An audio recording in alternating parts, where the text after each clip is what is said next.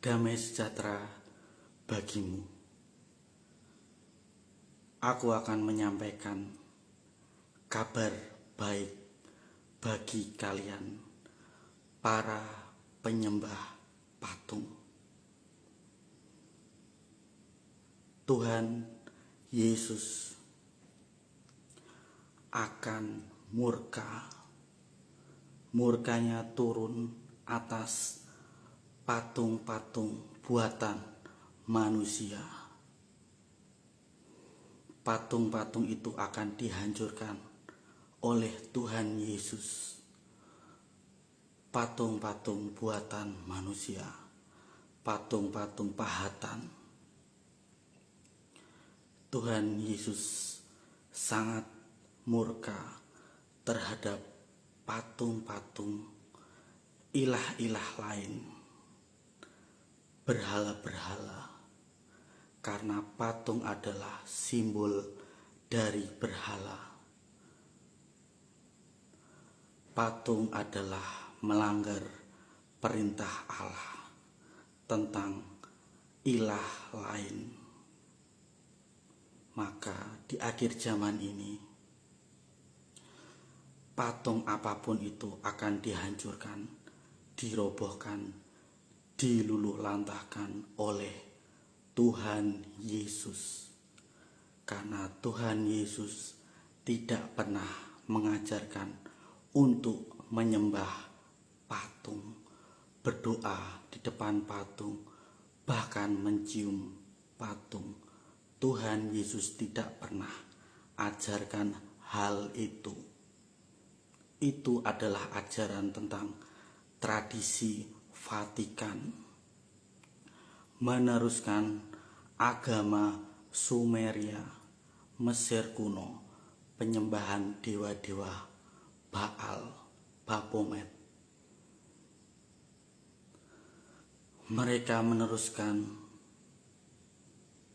tentang penyembahan berhala, yaitu dewa-dewi Mesir kuno, Isis, Horus, dan Set. Makanya patung-patung Mesir kuno itu diganti dengan patung Yesus, patung Maria.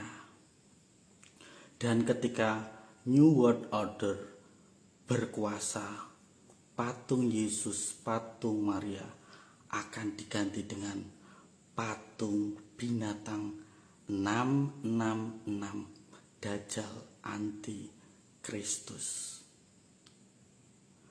Dan di akhir zaman ini, semua rumah, semua tempat ibadah yang ada patungnya, bahkan patung Yesus, patung Maria akan dirobohkan sendiri oleh Tuhan Yesus karena melanggar perintah Allah.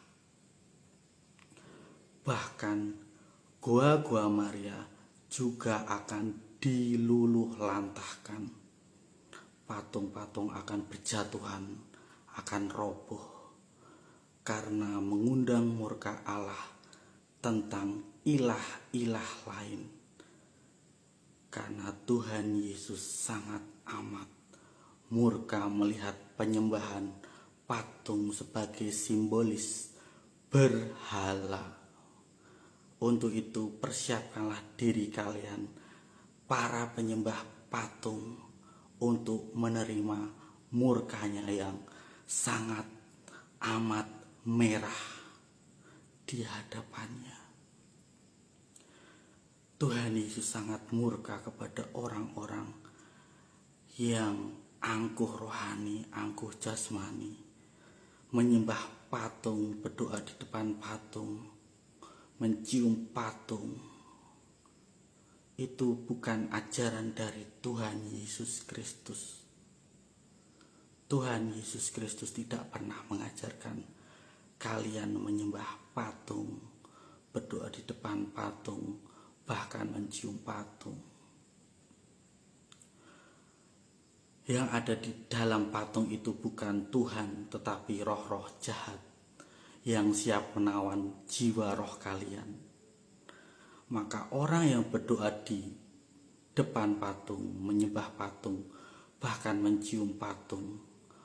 Rohnya ditawan, dirantai. Makanya mereka tidak tahu karunia apa yang mereka miliki. Padahal setiap orang yang diciptakan oleh Tuhan memiliki karunia. Maka patung itu menawan jiwa dan rohnya, supaya tidak tahu karunia apa yang orang itu miliki atas dirinya. Karunia itu diberikan oleh Tuhan Yesus cuma-cuma kepada setiap orang yang memiliki kerendahan hati, bukan orang-orang penyembah patung. Maka patung itu menutupi segala karunia yang manusia itu miliki untuk menawan jiwanya, menawan rohnya. Supaya manusia itu tahu apa yang karunia dari Tuhan Yesus berikan kepada manusia itu, maka hancurkanlah patung itu, bakar patung itu, buang itu ke tempat sampah, ke laut. Tetapi efeknya awalnya manusia itu akan merasa badannya panas karena roh-roh jahat itu diusir dari dirinya untuk lari. Makanya akan menimbulkan efek yang tidak enak bagi badan, karena roh-roh jahat itu diusir dari pikirannya, dari hatinya. Roh-roh patung itu bersemayam roh-roh jahat. Maka orang yang menghancurkan patung akan memiliki efek awalnya sakit kepala, panas, demam, karena roh-roh jahat itu yang menempel di badannya, di tubuhnya. Itulah proses supaya roh-roh jahat yang di dalam patung, yang menempel di tubuh kalian itu pergi. Makanya menimbulkan efek seperti itu. Setelah itu tubuh kalian, pikiran kalian akan jernih dari apapun. Bahkan kalian bisa mengetahui apa yang terjadi di depan kalian. Entah itu kecelakaan, entah itu mara bahaya yang akan menimpa kalian, karena kalian sudah menghancurkan patung itu. Otomatis roh-roh kalian, jiwa-jiwa kalian terlepas dari belenggu rantai roh-roh jahat yang sudah menawan kalian. Itu saja yang bisa aku sampaikan. Salam Rahayu, salam kejayaan Nusantaraku Indonesia, konfirmasi langit dan bumi. Amin, amin, amin.